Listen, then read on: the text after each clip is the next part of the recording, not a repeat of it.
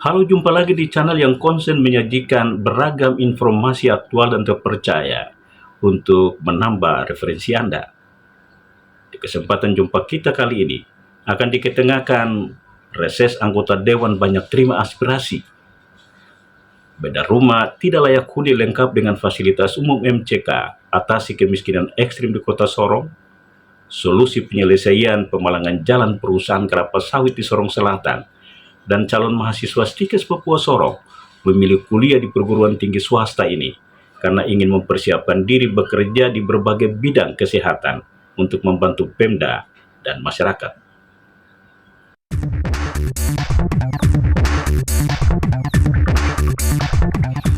Saya awali berita pertama dari manfaat reses bagi masyarakat dan lembaga DPR. Meskipun terganggu kesehatan hingga berjalan menggunakan tongkat, tidak menyurutkan semangat anggota DPR Papua Barat Daya Habel Howai SOSMC menjalankan masa resesnya di Maibrat karena menyadari manfaat reses bagi masyarakat dan lembaga legislatif tempat dirinya bekerja. Panggilan politisi Demokrat Papua Barat Daya Habel Howai SOSMC mengunjungi konstituennya di Ayamaru Timur dan Ayamaru Selatan Jaya untuk menjaring aspirasi di daerah pemilihannya di Maibrat. Tidak lepas dari pemahamannya tentang pentingnya reses untuk membantu menjembatani kebutuhan masyarakat kepada wakilnya di DPR dan meningkatkan akuntabilitas atau pertanggungjawaban anggota mendengarkan aspirasi dan meningkatkan kepercayaan publik kepada lembaga legislatif. Begitu banyak permintaan yang diserahkan kepada dirinya menunjukkan kalau reses atau kegiatan anggota dewan di luar masa sidang penting untuk menjaring aspirasi untuk dihimpun dalam rencana pembangunan daerah sehingga diseriusi dalam panggilan tugasnya. Setelah terima aspirasi itu ada hal-hal yang aspirasi yang sangat prioritas yang saya utamakan, tapi step by step, yang mungkin anggaran pertama, tahun anggaran pertama, kemudian juga di APBD perubahan, kemudian juga tahun anggaran berikutnya, kita step by step untuk memperjuangkan ini sehingga bisa menjawab kebutuhan masyarakat yang dikategorikan bahwa Kabupaten Maibrat itu berada dalam tingkat kemiskinan ekstrim nomor 1 di Papua Barat Daya. Ini yang kita harus perjuangkan. Contoh macam air bersih kita bisa perjuangkan, bidang kesehatan, bidang pendidikan, kemudian juga sarana prasarana penunjang bagi masyarakat di Kabupaten Maibrat. Supaya mereka ingin hidup layak, mereka ingin juga mempunyai ekonomi yang lebih maju lagi. Kecenderungan masyarakat memanfaatkan reses anggota dewan untuk menyampaikan aspirasinya menunjukkan kalau reses jadi sarana penghimpun kebutuhan rakyat sehingga jika berhasil direalisasikan akan semakin memperkuat partisipasi masyarakat dalam mendukung pembangunan. Dinas Perumahan dan Kawasan Pemukiman Kota Sorong memprogramkan renovasi atau beda rumah tidak layak huni lengkap dengan fasilitas umum MCK di kantong-kantong kemiskinan dalam kota agar bisa membebaskan Kota Sorong dari kemiskinan ekstrim ketiga setelah Maibrat dan Kabupaten Sorong di urutan pertama dan kedua termiskin ekstrim di Papua Barat Daya. Kepala Dinas Perumahan dan Kawasan Pemukiman Kota Sorong Andreas Adi ST Mling membenarkan program renovasi rumah tidak layak huni di lokasi-lokasi pemukiman kumuh lengkap dengan fasilitas umum mandi cuci kakus adalah untuk mengatasi kemiskinan ekstrim di Kota Sorong. Predikat Kota Sorong sebagai kota termiskin ekstrim ketiga setelah Maibrat dan Kabupaten Sorong di urutan pertama dan kedua menjadi alasan kuat dinas memprogramkan kolaborasi renovasi rumah tidak layak huni di lokasi-lokasi kumuh di Kota Sorong. Untuk rumah yang tidak layak huni di Kota Sorong itu sebanyak 9.430 rumah. Jadi setiap tahun kita ada program untuk meningkatkan kualitas perumahan melalui dana pusat maupun dana APBD pemerintah kota. Tahun 2024 itu melalui dana aspirasi DPR RI, Bapak Harvey, program pengatasan untuk peningkatan kualitas perumahan melalui swadaya kurang lebih 1.000, sehingga dari jumlah 11.000 itu tahun kemarin kita sudah atasi. Kemudian melalui dana APBD pemerintah kota itu kurang lebih 70 rumah yang kita beda atau meningkatkan kualitas. Kemudian ada program yang kedua itu melalui CSR kerjasama Departemen Keuangan, Kementerian PUPR bersama PT SMF. Itu kurang lebih 30 rumah di Kelurahan Kelawalu, dan kebanyakan memang di situ melihat data sangat ekstrim karena rumah yang memang tidak layak, kemudian tidak ada MCK, kemudian dengan air bersih, sehingga kami pemerintah kota ya kita ada kerjasama dengan Balai Prasarana Permukiman Wilayah Papua Barat. Mereka bangun air bersih, kemudian melalui dana otonomi khusus kemarin kita bangun MCK 2 unit, kemudian dari pemerintah pusat melalui CSR 30 rumah. Itu salah satu yang kita menjawab itu. Selain itu ada di kelurahan lain juga yang kita ada bangun itu. Kemudian untuk melihat juga Kota Sorong saat ini kurang lebih 293 hektar yang tersebar kawasan kumuh di 10 distrik, kemudian 41 kelurahan. Ini adalah masih PR bagi kami karena kalau berbicara mengenai kawasan kumuh ini dia tidak bisa berdiri sendiri satu OPD, jadi harus ada PU, kemudian Bina Marga, kemudian dari perumahan, kemudian lingkungan hidup terkait dengan sampah ini juga masuk, kemudian ya perlu juga ada kesehatan, bagaimana supaya orang kesehatan bisa melakukan sosialisasi terkait dengan bagaimana untuk bisa hidup dengan baik. Susanti Taran, warga penerima bantuan beda rumah, menyatakan senang dengan perhatian Pemda Kota karena telah membebaskan keluarganya bersama warga lainnya dari rumah tidak layak huni lengkap dengan fasilitas umum, mandi, cuci kakus.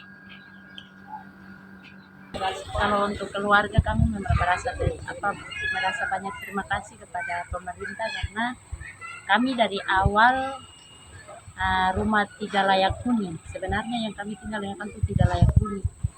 Tapi atas bantuan dari pemerintah sekarang kami bisa merasakan bahwa hidup di rumah yang kami layak huni itu rasanya gimana, karena awalnya kita tinggal di rumah yang tidak layak huni itu banyak yang papan-papan yang rusak, sink yang bolong-bolong, kita tinggal memang tidak merasa nyaman.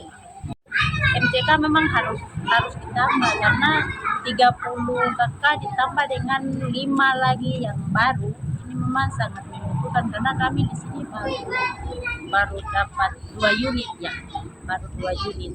Jadi memang kami sangat membutuhkan MCK karena tambahan karena ini penduduk makin banyak di kompleks ini. Pernyataan yang sama juga disampaikan Ketua RT Ramadan Agia karena rumah dan fasilitas umum MCK benar-benar telah memperbaharui kehidupan warganya.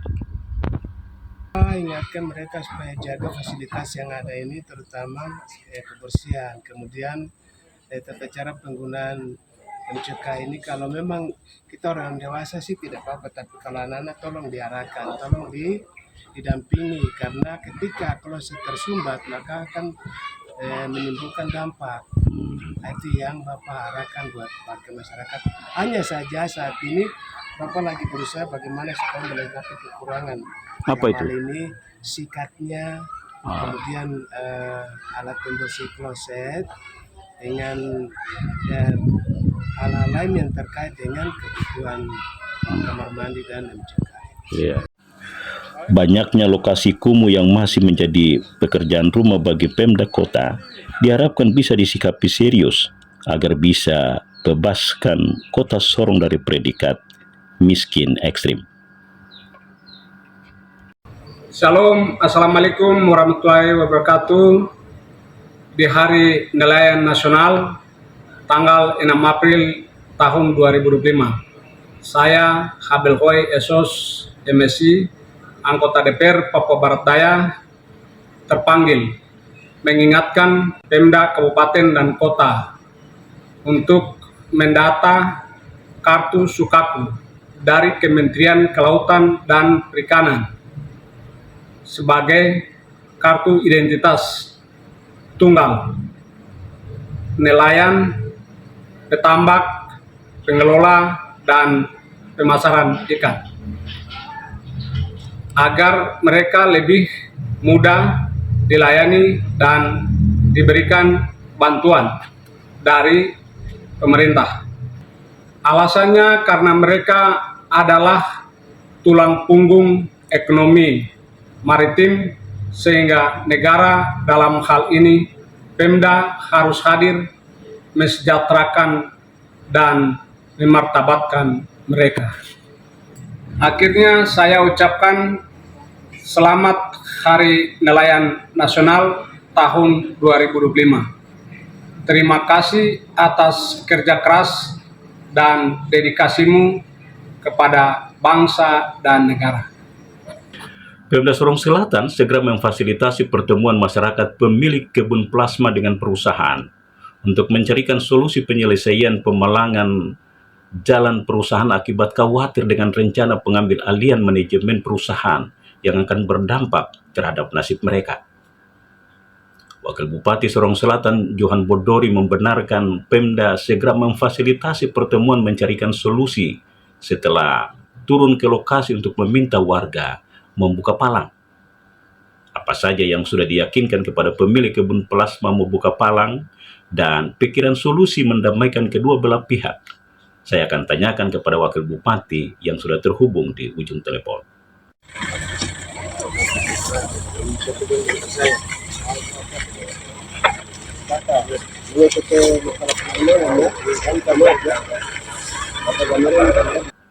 Pak Wakil Bupati, di gambar yang kita lihat sekarang, ternyata Anda telah membuka palang. Bagaimana Anda bisa meyakinkan masyarakat untuk bisa membuka palang? Yang masyarakat tidak terima adalah apa nanti kira-kira mereka punya utang-utang, ya ada perjanjian-perjanjian, baik itu menyangkut di bidang kesehatan, di bidang pendidikan, untuk dengan CSR mereka bisa sekolahkan, bahkan mengurus bidang kesehatan, mungkin bangun puskes dan lain sebagainya. Ternyata bisa tidak ada. Bahkan air bersih pun pernah diperjanjikan, tidak pernah mereka realisasikan. Itulah sebabnya masyarakat melakukan pemalangan. Itu yang pertama. Hal yang kedua adalah karyawan merasa bahwa ketika perusahaan ini beralih status penjualannya, bagaimana dengan nasib mereka terkait dengan jam sosteknya, jaminan kecelakaan ketenaga kerjaan mereka. Siapa yang nanti tanggung jawab? Apakah perusahaan lama atau baru? Ini yang tidak jelas yang disampaikan oleh perusahaan. Jadi akhirnya masyarakat melakukan aksi seperti itu. Dan pada akhirnya setelah kami tiba, hadir bersama saya yang mendampingi Kepala Dinas Lingkungan Hidup Bapak Martin Mugaje, kemudian Kabid Kepala Bidang Pertanian Saudara Dinan Aragai. Kami di sana, kami memberi penjelasan. Pada akhirnya masyarakat menerima. Namun keputusan untuk jawaban dari perusahaan nanti kemudian setelah kami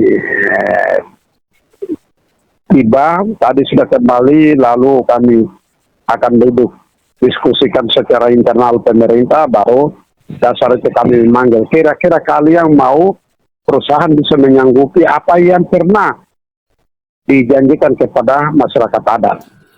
Pemikiran solusi seperti apa jika tidak ada kata sepakat dalam pertemuan nanti? Kita bisa tinjau kembali dokumen AMDAL supaya itu menjadi dasar pokok. Aturan yang pernah dikeluarkan oleh pemerintah masa 2 periode, mulai dari zaman Oto Halau, kemudian Samsudin, ya kami punya kewenangan juga untuk bisa tinjau kembali hal-hal itu. Ya, yang bahasa kami ini pemerintahan sekarang maksudnya. Pemerintahan sekarang. Oke. Artinya kehadiran perusahaan untuk memberikan jaminan kesejahteraan kepada masyarakat. Tetapi kalau itu tidak, maka sudah pasti kami akan mengevaluasi tinjau kembali hal-hal keputusan-keputusan yang kita bisa menjadikan dasar untuk evaluasi kembali. Contoh soal, ya salah satunya yang paling utama itu masyarakat meminta terkait dengan plasma. Plasma sampai saat ini tidak jelas. Termasuk kami baru mendapatkan informasi bahwa 1 meter persegi baru dihargai dengan 60 ribu rupiah. Mestinya plasma itu sudah seutuhnya hak masyarakat adat. Kebun plasma 20% itu. Nah, ini salah satu data yang kami ketika mendapatkan ini, dan ternyata itu benar. Sampai saat ini mereka membayar kebun plasma itu dengan sistem talangan. Itu berarti masih pinjam. Itu salah satu unsur yang menjadi pertimbangan kami nanti dari pemerintah. Bicara plasma itu milik kebun masyarakat, tidak boleh ada perusahaan ikut intervensi. Kalaupun ada kesepakatan bersama bahwa masyarakat karena dari aspek sarana dan prasarana tidak memadai, oke, silakan bicara dengan perusahaan mau beli di Bapak Dorang, silakan. Atau Bapak Dorang panen lalu mau jual ke perusahaan, mestinya begitu. Tapi ini kan tidak. Bagaimana mempertimbangkan hak masyarakat dan hadirnya perusahaan untuk memajukan daerah jika benar-benar kedua belah pihak tidak mendapat kata sepakat?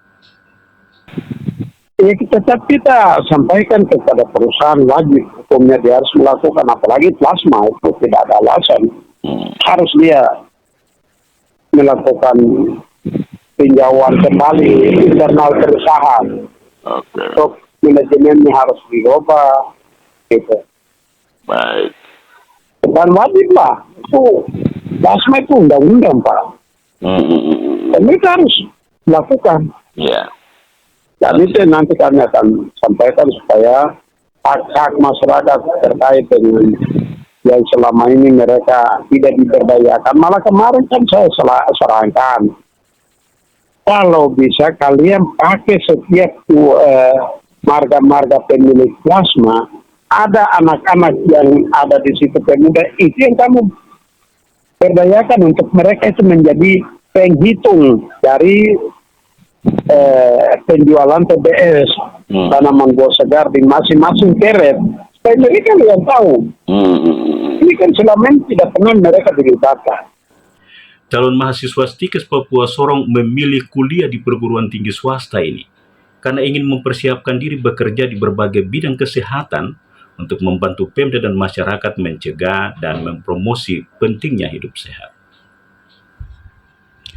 Syaril Panggala, alumni SMA Negeri 2 Sorong jurusan Bahasa, memilih jurusan Teknologi Laboratorium Medis karena melihat peluang pasar kerjanya cukup menjanjikan dan bisa menjadi alternatif berwirausaha. Ditemui di sela-sela mengikuti seleksi penerimaan mahasiswa baru hari kedua, Syaril menandaskan pilihan dirinya ini sudah dipertimbangkan matang-matang sehingga diharapkan bisa diterima sebagai mahasiswa jurusan TLM Stikes Papua Sorong. Saya di sini untuk mencari ilmu dan mencari wawasan agar dapat berguna di masyarakat dan menjadi dampak positif ke masyarakat. Ya, apa yang kau lihat kehidupan masyarakat soal kesadaran sehat itu seperti apa? Seperti yang saya ambil prodi saat ini ATLM, Teknologi Laboratorium Medis, bahwasanya masyarakat Indonesia terkhususnya Kota Sorong belum mampu mengetahui bagaimana cara mengolah makanan dan cara memilih makanan yang baik. Sehat, yang sehat ya. Ya, sebagian besar sakit atau kesehatan itu berada di pola makan. Sementara Devi Revideso, alumni SMA Negeri 1 Bentuni, memilih jurusan farmasi karena masih minim di kabupatennya. Sini saya kuliah di STKS, di sini saya ingin memanfaatkan kesempatan kerja di tenaga kesehatan. Dan di sini saya mengambil prodi farmasi. Di farmasi di daerah Bintuni itu sangat kurang sekali. Jadi pas itu saya dengan bapak turun ke dinas kesehatan dan langsung tanya dinas kesehatan sana mungkin ada yang kurang, dan langsung sampaikan kalau di farmasi di Bintuni memang kurang sekali. Dan saya juga memang minat sih. Hal yang sama juga disampaikan Novita Irio, alumni SMA Negeri 1 Manokwari jurusan IPA, karena menganggap pengetahuan farmasi dibutuhkan untuk bagaimana membantu masyarakat sekurang-kurang yang ada di sekitar tempat tinggalnya. Sekitar rumah masih ada orang sakit dan saya harus membantu masyarakat setempat yang pasien yang sakit. Sebelum berpisah, saya ingin menyampaikan satu hal yang perlu kita ingat bersama. Bahwa jangan pernah memaksakan diri berada di tempat yang tidak diinginkan. Karena sebanyak apapun pengorbanan dan kebaikan yang dilakukan, tidak akan berharga jika berada di tempat yang salah. Yang ada hanya kesalahan dan kekurangan kita yang dicari, bahkan di saat kita diam sekalipun.